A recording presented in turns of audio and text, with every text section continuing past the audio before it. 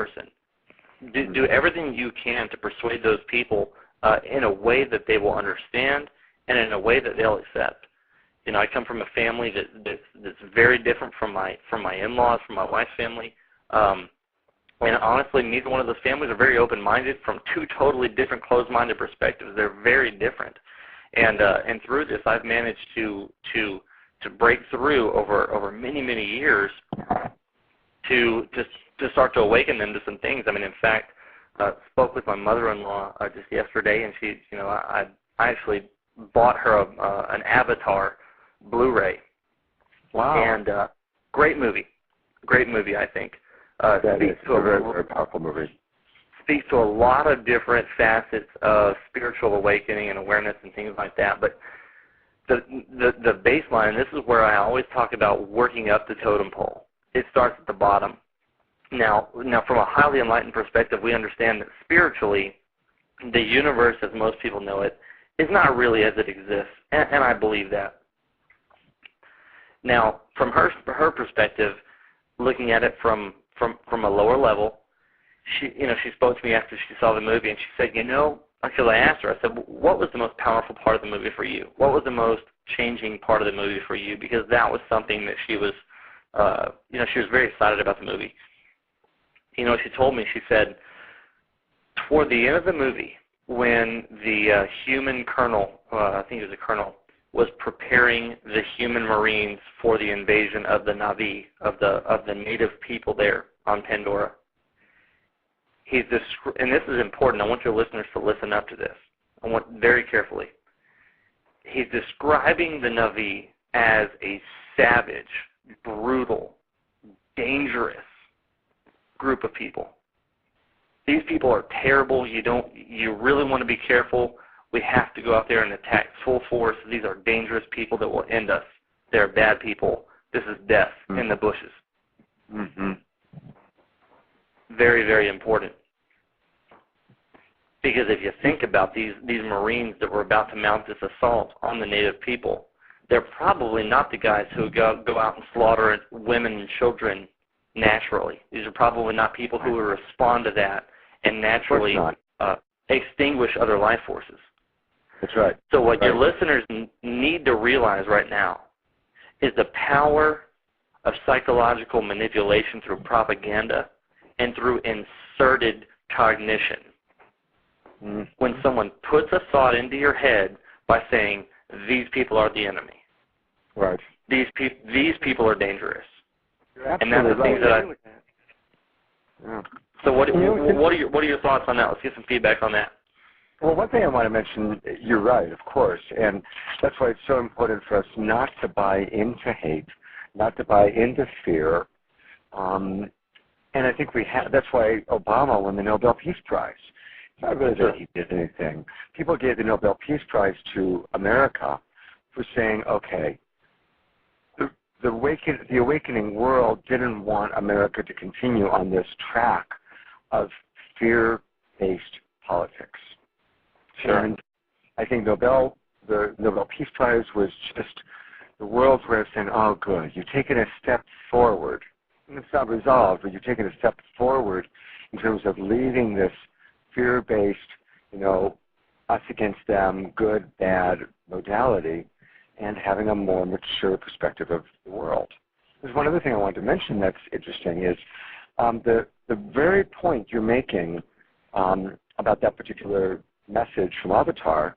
There's another wonderful movie that I just saw a few nights ago called How to Train Your Dragon. It's one of the top movies right there, and it has the exact same message. At the beginning of the movie, the Vikings are slaughtering the dragons, and there's this big battle going on between dragons and Vikings, and the Vikings are convinced that the dragons are these horrible beasts. And through the course of the movie, they discover that, in fact, the dragons are not, and they're not who they thought they were. And at the end of the movie, they learn how to live peacefully and coexist. It's a very sweet movie, a very sweet message, and it's very well done. And it's the exact same message, I think, you're pointing to, Max. Absolutely. Absolutely. And it's so important because it's so easily to be swayed by propaganda and psychological manipulation. Because again, and this is something that I always say to everyone that comes to me and everyone that I pursue, I have friends and friends of friends and so on and so forth, is that we only, and this is important, listen up, we only see what we want to see. And we only want to see what's familiar. And what's familiar is only what we see on a daily basis. Mm. And we only see on a daily basis what they want us to see. And so when you think about that, you realize that what you are shown on a regular, consistent level is what you're going to be comfortable with accepting as truth from that point on. So if you think about that, if you talk to 10 people and ask them for their opinion on a particular topic, and 8 of them, 7 or 8 of these people give you the same answer, the same generalized opinion on this particular topic. Let's say 9/11. Do you think 9/11 was perpetrated by, was architectured and executed by some guy on dialysis in a cave in Afghanistan? And 8 of them say yes, and 2 of them say no, that's ludicrous. Those 2 are the weirdos. Right. But you know, by the way, that the most latest polls in New York City, where it actually happened, the majority of people in New York City now do believe that there was definitely monkey business of some sort, and that the United States government either knew that it was going to happen or had some role in it happening. Well, sure they do. Sure they do. Sure they do, buddy. Because what everyone needs to realize is that this whole thing is ludicrous, and the whole story that the commission has established is ridiculous. And 6 out of 10 of the commissioners tell you that it's not true. And the chairman of the board of the 9/11 Commission tells you, and I quote, that the conclusions that we reached are simply untrue. End quote. That is a quote. Wow. Look it up. And so when you hear these, that's a quote. Look it up. And so when you hear these types of things, here's the bottom line, guys. It's just a matter of exorcism of common sense, okay? And when you start to look at different things, and I'm just going to throw something different out there, and I'm not an extremist, but I just want to be frank, if I can, is that when you have questions that are raised, let's just do this the right way. We spent almost $20 million as a country, as a government, as a legislative body, investigating the Bill Clinton extramarital affair with Monica Lewinsky. Can I go there for just 2 seconds? Yeah, sure. Okay. We spent almost $20 million, 18.5 or something along those lines, depending on who you look at. Some people say nothing, but that's ridiculous. I've seen credible government numbers at around $18.5 million investigating the Monica Lewinsky affair with Bill Clinton, okay? How many dollars have we spent when we have over 1 million people almost that have signed a petition asking for Obama's birth certificate? We have over 100 military officers with combat experience who will not go to combat for this man because they don't believe that he is qualified to give them the orders, because he's actually not a legitimate president at all due to his citizenship.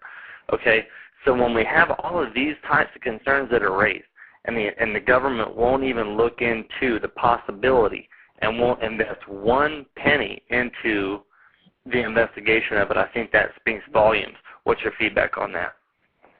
Well, it's showing what the military-industrial complex wants us to put attention on. And as Dwight Eisenhower said in his closing farewell address as he left the presidency, beware of the military-industrial complex. And sure. I believe that there was a coup in this country. It took place on November 22nd, 1963, when John Kennedy was assassinated. Sure. In my hometown, I might add, my hometown. That's right, in your hometown. And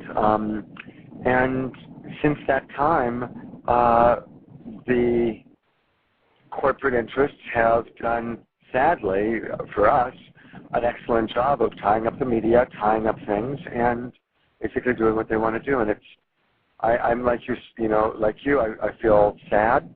I grew up believing in America and thinking we were the good guys, And it's been painful as I've matured to see that, oh my God,